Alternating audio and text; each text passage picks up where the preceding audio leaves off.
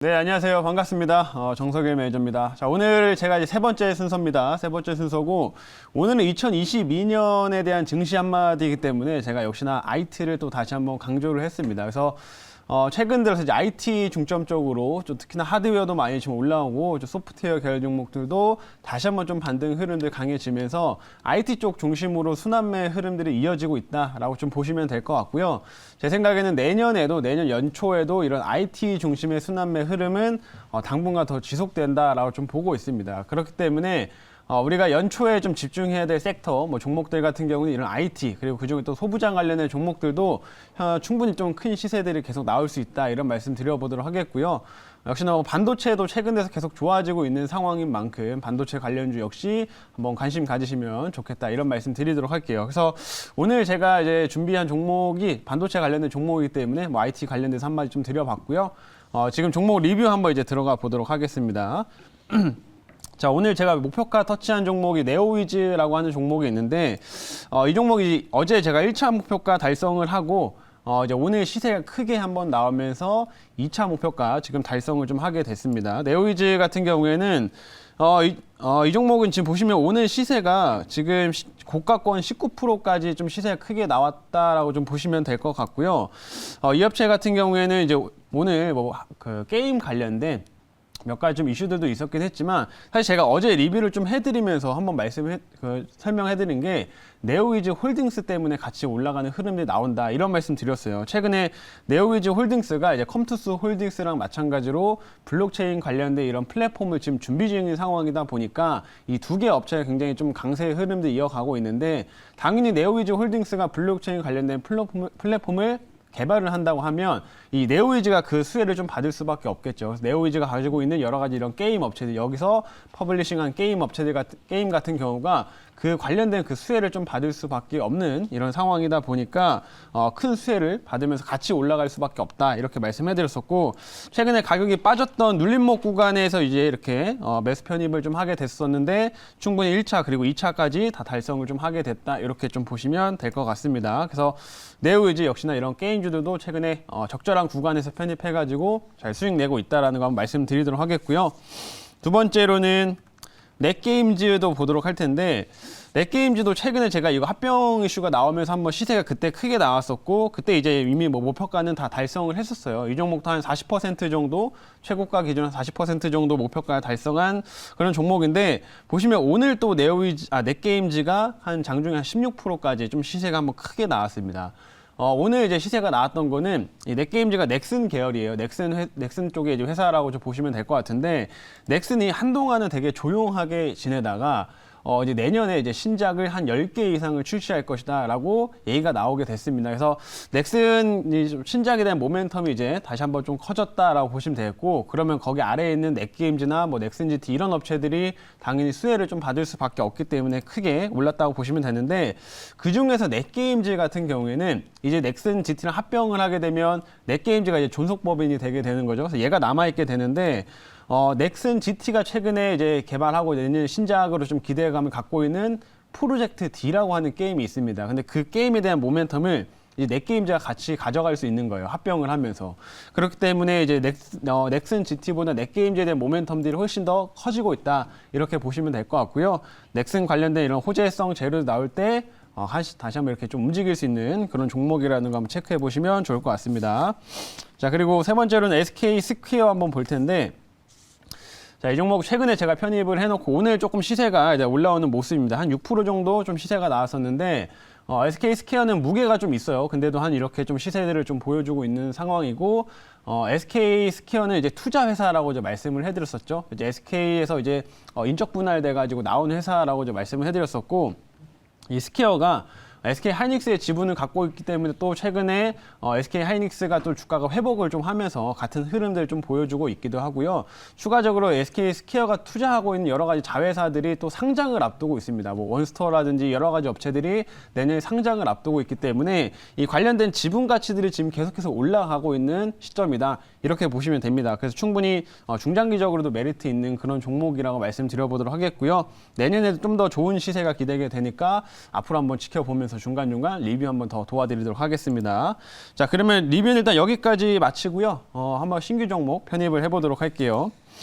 자, 오늘 이제 IT 종목 좀 가지고 와봤는데 사실 제가 이제 방송 자료를 말씀드렸을 때보다 좀 시세가 더 나왔어요. 조금 가격대가 높은데 여러분들 좀 분할로 접근하시면 좋을 것 같습니다. 일단 저는 현재가 33,900원 여기에서 매수 편입해 보도록 하겠고요. 종목명은 ISC입니다. ISC.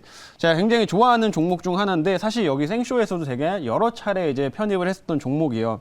가장 최근에 편입을 했던 게 제가 10월 27일 여 자리에서 이때 한번 이제 편입을 하고서 그 뒤로도 이제 큰 시세를 내는데 지금 이때부터 해가지고 거의 한 40% 이상의 수익이 지금 난 상황입니다. 그래서 이때도 수익을 챙겼었는데 역시 다시 한번 또 이제 편입을 한다. 내년에 또 더욱더 이런 반도체 계열의 종목들의 상승도 기대가 되기 때문에 다시 한번 좀 편입을 한다 이렇게 보시면 될 것 같고요.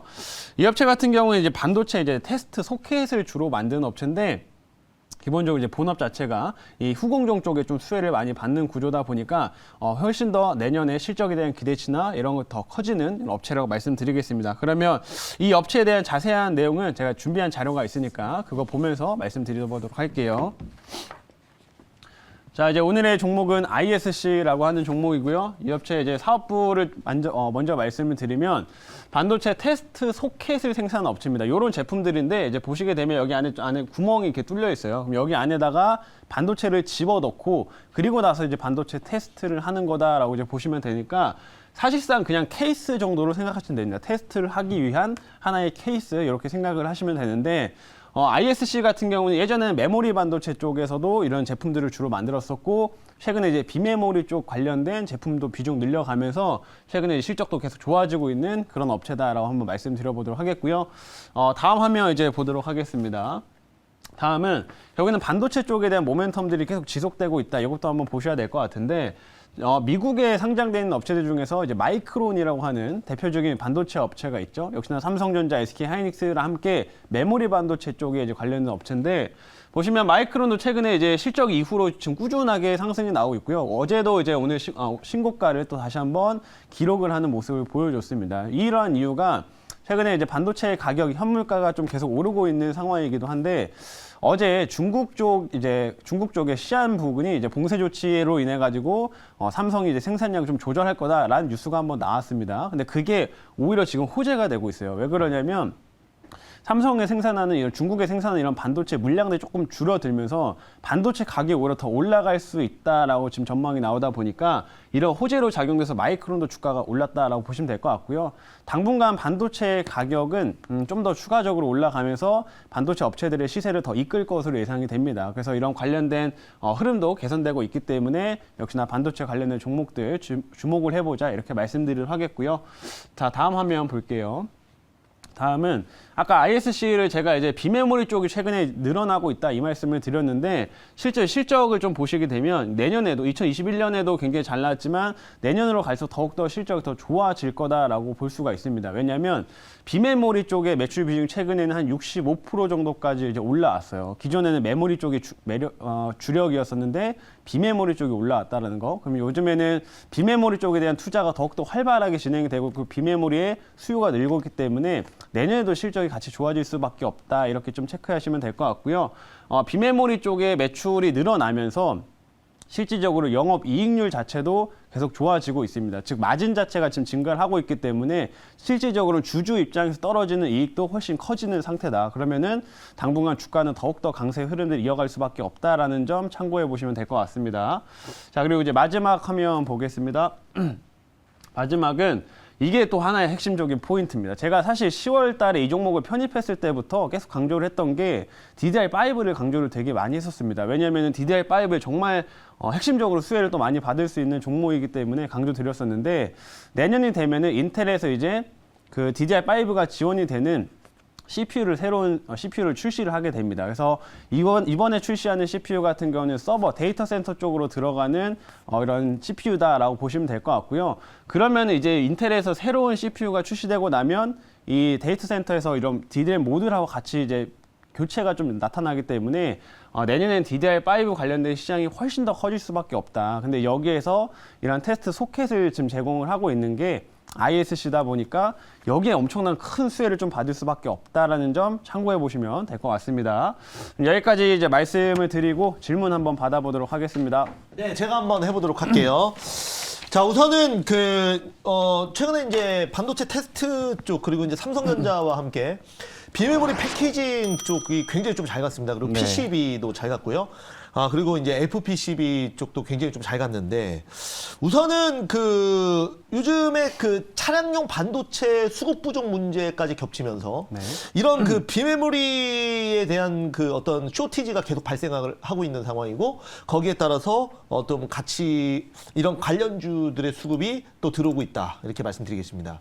자, 오늘도 굉장히 좀 많이 오르는데 우선은 내년에 이런 수급 문제가 좀 해결이 될 거라고 보십니까?